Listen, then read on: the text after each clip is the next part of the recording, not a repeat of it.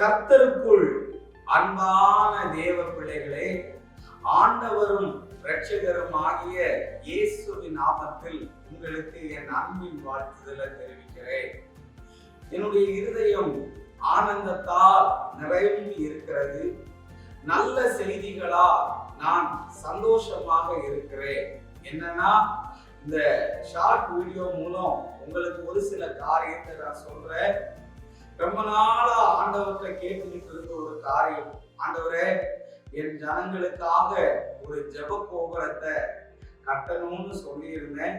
அதுக்கு பேரு ஜெய கோபுரம்னு நான் வச்சிருக்கிறேன். ஆண்டவர் வைக்க சொன்னதுனால வச்சிருக்கிறேன்.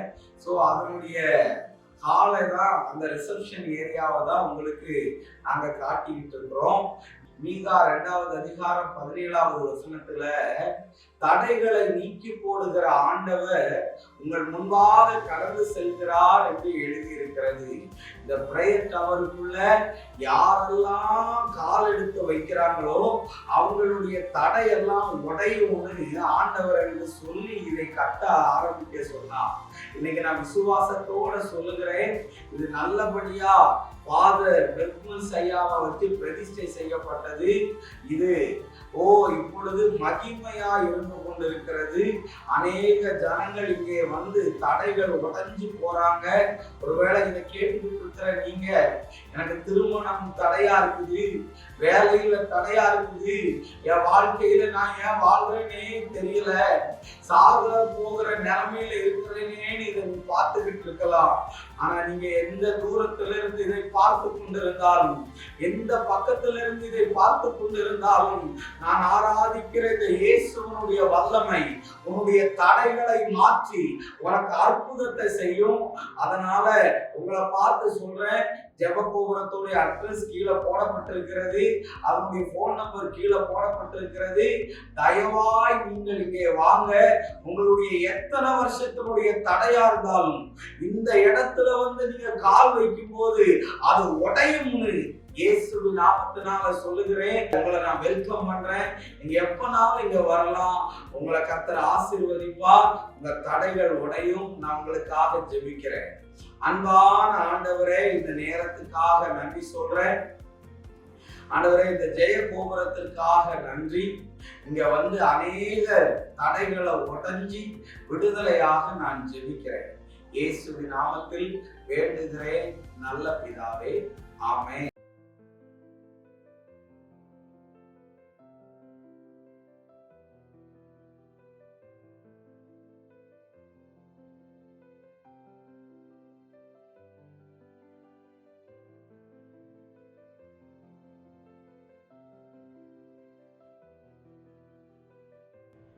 கர்த்தருக்குள் அன்பான தேவ பிள்ளைகளே, ஆண்டவரும் இரட்சகரும் ஆகிய இயேசுவின் நாமத்தில் உங்களுக்கு என் அன்பின் வாழ்த்துக்கள். இந்த நல்ல நாளிலேயும் ஒரு கனத்த இருதயத்தோடு உங்க கூட சில விஷயங்களை பேசலான்னு விரும்புகிறேன். சங்கீதம் 113 அதனுடைய 7வது வசனம் இப்படி சொல்லுகிறது, அவர் சிறியவனை புழுதியிலிருந்து தூக்கி விடுகிறார், எளியவனை குப்பையிலிருந்து உயர்த்துகிறார் என்று எழுதியிருக்கிறது. இப்ப நீங்க பார்த்துக்கிட்டு இருக்கிற இந்த ரூம் வந்து என்னுடைய ஆபீஸ் ரூம். இதுக்கு பேரே கவுன்சிலிங் ரூம்னு தான் நான் வச்சிருக்கிறேன். இதுக்கெல்லாம் எனக்கு தகுதி இருக்கான்னு எனக்கு தெரியல. ஆனா என் தேவன் என்னை தகுதிப்படுத்தி இருக்கிறார்னு நான் நம்புறேன். என்ன ஆண்டவர் எங்க இருந்து உயர்த்தினார் அப்படின்னு சொன்னா, குப்பையிலிருந்து என்ன ஆண்டவர் உயர்த்தி இந்த ஜெயகோபுரம் வரையும் உயர்த்தி இருக்கிறார். ஆமென். இன்னைக்கு ஒரு சில காரியத்தை உங்ககிட்ட நான் சொல்றேன். எல்லாரும் அந்த டிஷ்யூ பேப்பரை என்ன பண்ணுவாங்கன்னா, நல்லா தொடச்சி நல்லா யூஸ் பண்ணிட்டு குப்பையில தூக்கி எரிஞ்சிருவாங்க. ஆனா ஆண்டவர் என்ன பண்றாருன்னா, அங்க இருந்துதான் ஒருத்தனை தூக்குவாரு.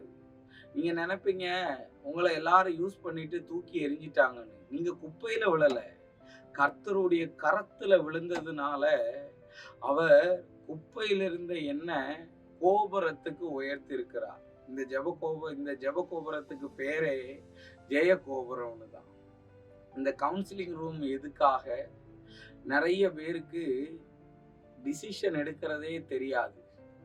என் மேரேஜ் வாழ்க்கையை குறித்து என்ன டிசிஷன் எடுக்கிறதுன்னு தெரியல, என் படிப்பை குறித்து என்ன டிசிஷன் எடுக்கிறதுன்னு தெரியல, என் ஊழியத்தை குறித்து எந்த டைரக்ஷனுக்கு போறதுன்னு தெரியலன்னு சொல்லிட்டு நிறைய பேர் வருவீங்க. ஆனா இங்க ஆலோசனையை தருகிற ஆவியானவர் உலாவி கொண்டிருக்கிறார்.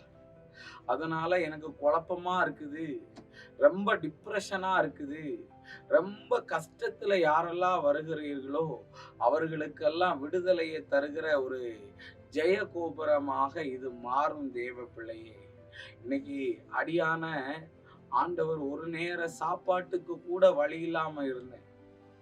நம்ம ஒரு ஆசைப்பட்ட ட்ரெஸ்ஸை வாங்குறதுக்கு கூட வழி இல்லாம இருந்தேன்.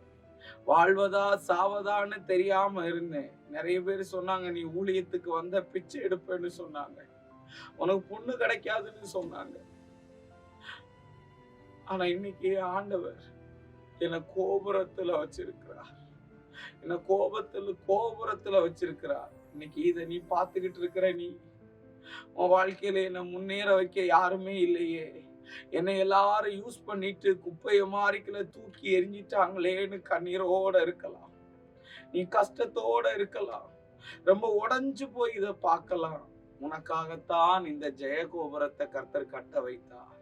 அதனால நீங்க கண்டிப்பா இங்க வாங்க, உங்களுக்காக தேவ ஆலோசனையை நான் தருவேன்.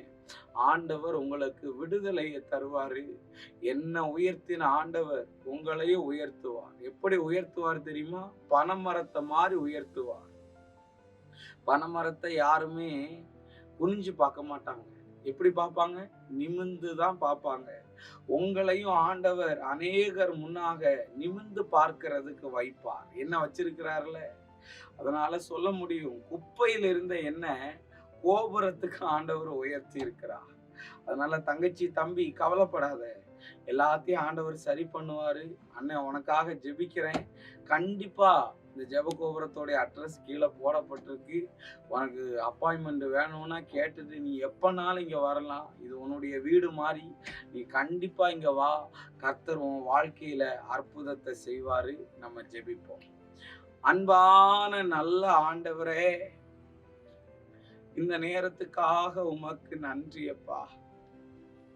எத்தனையோ ஜனங்கள் ஆண்டவரே கடன் பிரச்சனையினால, வியாதியினால, மன குழப்பத்தினால, போராட்டத்தினால இருக்கிறாங்க. அவர்களுக்கெல்லாம் வெளிச்சம் தருகிற ஒரு ஜெய கோபுரமா இது மாறட்டும்னு நான் ஜெபிக்கிறேன். எல்லா விதமான தடைகளையும் ஆண்டவர் மாற்றும், சாட்சியாய் நிறுத்துவீராக. பெரிய காரியத்தை செய்ய இயேசுவின் நாமத்தில் வேண்டுகிறேன் நல்ல பிதாவே. ஆமென், ஆமென், ஆமென். God bless you. கர்த்தர் உங்களை ஆசீர்வதிப்பார்.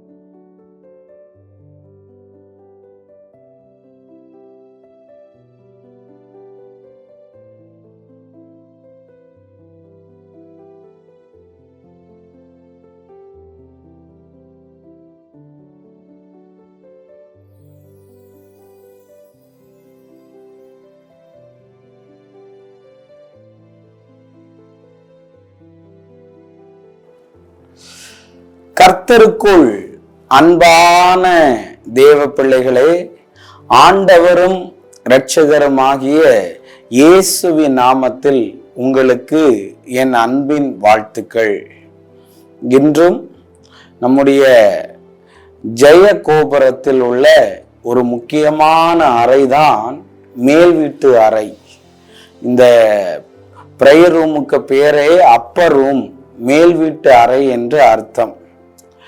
நிறைய பேருக்கு ஜெபிப்பதற்கு இடம் இல்லை, என்னால தனியா போய் ஆண்டவரோட கூட பேசுறதுக்கு இடம் இல்லாதவங்களுக்கு இங்க ஜப கோபுரத்துல ஜெய கோபுரத்துல மேல் வீட்டு அறைன்னு ஒரு அறை இருக்கு.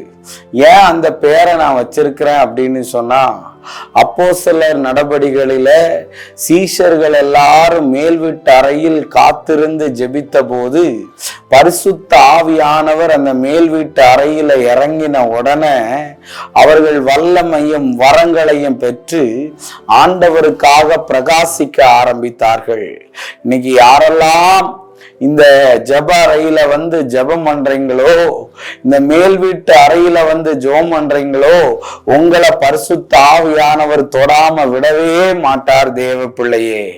அன்னைக்கு அன்னாளுக்கு வீட்டுல இருக்க முடியாத ஒரு சூழ்நிலையில அவள் ஜப ஆலயத்துல போய் ஜபம் பண்ணி கொண்டு இருந்த போது ஆண்டவர் அவ விண்ணப்பத்தை கேட்டு, அவ வரும்போது துக்கமாய் போனால் போகும்போது ஆனந்தமாய் அவள் மாறி போனதை பார்க்க முடியும்.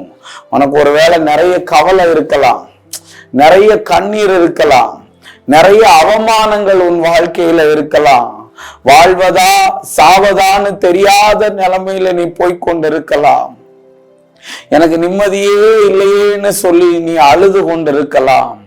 ஆனால் இந்த ஜப கோபுரத்திற்கு நீ ஜபம் பண்ணிட்டு போகும்போது உன் துக்கங்கள் உனக்கு சந்தோஷமாய் மாறி போகும். அநேகர் ஸ்ட்ரெஸ்ஸை மாத்த ஜிம்முக்கு போறாங்க, அநேகர் நிம்மதி இல்லைன்னு பப்புக்கு போறாங்க, நிறைய பேர் பார்க்குக்கு போறாங்க, நிறைய பேர் எங்கேயாவது டூர் போறாங்க ரிலாக்ஸேஷனுக்காக. ஆனா நான் சொல்ல வரேன், இந்த ஜப அறையில இந்த மேல் வீட்டு அறையில நீங்க ஜெபம் பண்ணும் போது உங்க துக்கங்கள் சந்தோஷமாய் மாறும். நீங்க கேட்கிற எல்லா கேள்விகளுக்கும் பதில் வரும், உங்கள் ஜபங்களுக்கு பதில் வருகிறதா இருக்கிறது. உங்களுக்காகத்தான் இந்த மேல் வீட்டு அறை எப்பொழுதும் திறந்தே இருக்கும். இங்க வருகிறவர்களை எல்லாம் ஆண்டவர் தொட்டு உங்களுக்கு அற்புதத்தை செய்வாரு. நம்ம ஜெபம் பண்ணுவோமா? அன்பான நல்ல ஆண்டவரே, இந்த நேரத்துக்காக நன்றி. நீர் எங்களோடு பேசுகிற நல்ல வார்த்தைகளுக்காக நன்றி சொல்லுகிறேன். தடைகளை எல்லாம் ஆண்டவர் மாற்றி பெரிய அற்புதத்தை செய்து இந்த ஜப கோபுரத்திற்கு நிறைய பேர் கடந்து வர உதவி செய்யும். இயேசுவின் நாமத்தில் வேண்டுகிறேன் நல்ல பிதாவே, ஆமேன், ஆமேன்.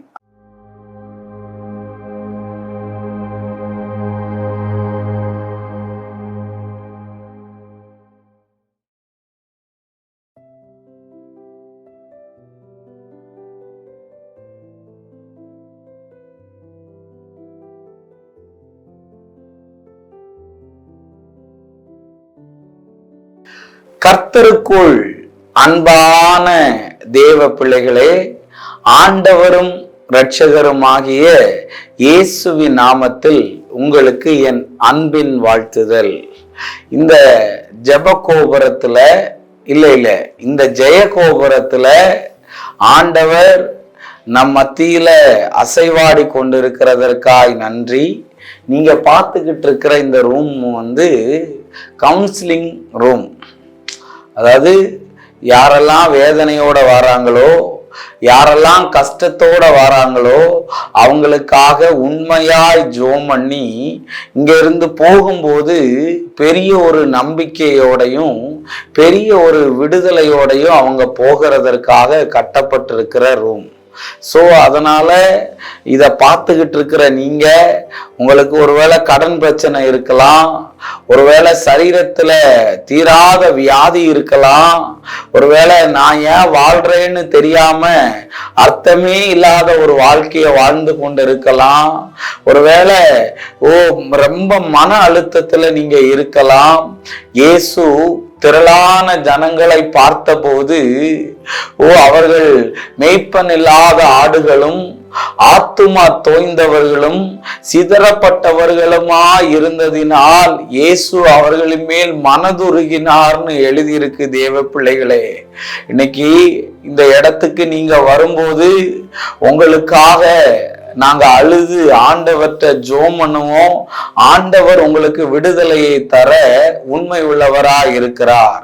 அதனால எனக்காக யாரு ஜெபம் பண்ணுவா, எனக்கு யாரு ஜெபம் பண்ணி விடுதலையை தருவார்னு சொல்லி ஒருவேளை கவலையோட இருப்பீங்கன்னா இன்னைக்கு நீங்க இந்த ஜெயகோபுரத்துக்கு வாங்க. கீழே அட்ரஸ், போன் நம்பர் எல்லாம் கொடுக்கப்பட்டிருக்கிறது. கண்டிப்பா உங்களுக்கு இந்த இடம் ஒரு பெதஸ்தா குளம் மாதிரி மாறிடும். இந்த பெதஸ்தா குளத்துல இறங்குறவனுக்கு எப்பேற்பட்ட வியாதியிலிருந்து விடுதலை வந்தது மாதிரி, எனக்கு திருமணம் ஆகலையே, எனக்கு வேலை கிடைக்கலையே, என் வாழ்க்கையில ஏன் நான் உயிரோட இருக்கிறேன்னு கேள்விக்குறியோட இருந்தேனா அதுக்கெல்லாம் உங்களுக்கு பதிலாக ஆண்டவர் வருவாரு. இப்பொழுதும் நம்ம மத்தியில ஒரு சகோதரி ஜெபம் பண்றதுக்கு வந்திருக்கிறாங்க.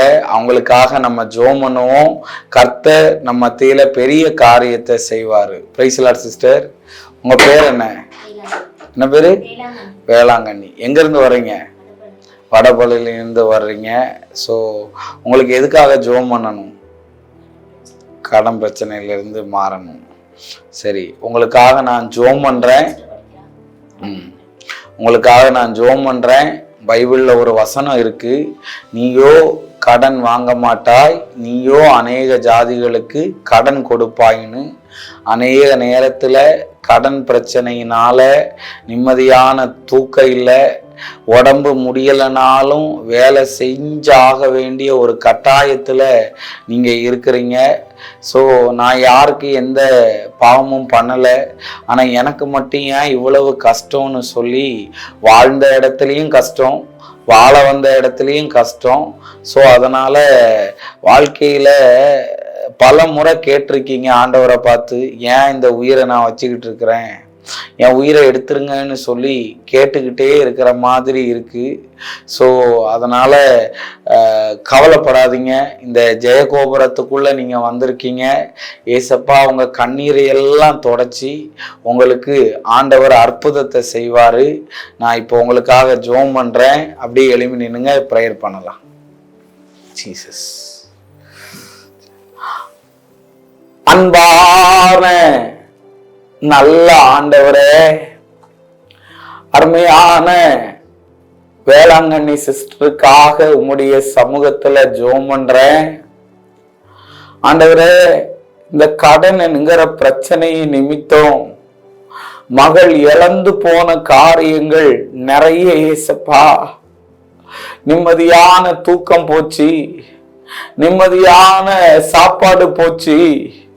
ஆண்டவரே, உடம்பு முடியலன்னா கூட படுத்து தூங்க முடியாத ஒரு நிலைமையில இருக்கிறாங்க. ஆண்டவரே, இன்னைக்கு அன்பு மகளுக்காக நான் கண்ணீரோட ஜெபம் பண்றேன். அன்னைக்கு ஆண்டவரே 2 ராஜாக்கள் 4வது அதிகாரத்துல ஒரு விதவை பெண், ஆண்டவரே, கணவன் உருமொத்த கடனை வாங்கி வச்சுட்டு செத்து போயிட்டான். தன்னுடைய பிள்ளைகளையும் தனக்குண்ட உடைமைகளை எல்லாம் பிசாசு திருடிட்டு போனான்னு தெரிஞ்ச உடனே ஆண்டவரே, அங்க ஊழியக்காரன் போய் உங்ககிட்ட என்ன இருக்குன்னு கேட்டார். என்கிட்ட ஒரு கூட எண்ணெய் இல்லாம எல்லாமே காலியா இருக்குன்னு சொன்னாப்பா. உடனே அந்த எலியா அந்த காலி பாத்திரத்தை வாங்கி வார்த்த போது அவ ஆண்டவரே அடுத்த பாத்திரம் இல்லைன்னு சொல்ற வரையும் எண்ணெய் வந்து கொண்டே இருந்தது. அவ அந்த எண்ணெய் பிசினஸ் செய்து தான் கடனை எல்லாம் அடைத்தாங்களாம். வேளாங்கண்ணி, இன்னைக்கு ஆண்டவர் சொல்றாரு, உனக்கு பிசினஸுக்கான ஒரு வழிய ஆண்டவர் திறந்து விட போகிறார். இயேசுவின் நாமத்தினால மகளுடைய கடன் பிரச்சனையிலிருந்து மகளுக்கு விடுதலையை ஆண்டவர் கொடுப்பீராக ராஜா. ஒரு சைடு பயமா இருக்குது, ஒரு சைடு அடுத்து என்ன பண்ண போறேன்னு தெரியாமல் தவித்து கொண்டிருக்கிறாள். இப்ப நான் ஜெபம் பண்ணும் போதே இந்த மகளுடைய மன கஷ்டங்கள், ஆண்டவரே குடும்ப கஷ்டங்கள் எல்லாம் விலகி போகட்டும்னு நான் ஜெபிக்கிறேன். அன்பு மகளை பிதா குமாரன் பரிசுத்தாவியின் நாமத்தால் வாழ்த்தி ஆசீர்வதிக்கிறேன். சகல நன்மைகளும் உண்டாகட்டும். இயேசுவின் நாமத்தில் வேண்டுகிறேன் நல்ல பிதாவே, ஆமென். உட்காருங்க. நான் ஜெபம் பண்ணியிருக்கிறேன், கவலைப்படாதீங்க. ஏசப்பா உங்களுடைய கடனை எல்லாம் அடைச்சி உங்களை சந்தோஷமா வாழ வைப்பாரு. ஏசப்பாவை நம்புறவங்களை ஏசப்பா ஒருபோதும் கைவிட மாட்டார். சரிங்களா? God bless you. கர்த்தர் உங்களை ஆசீர்வதிப்பார். தேங்க்யூ.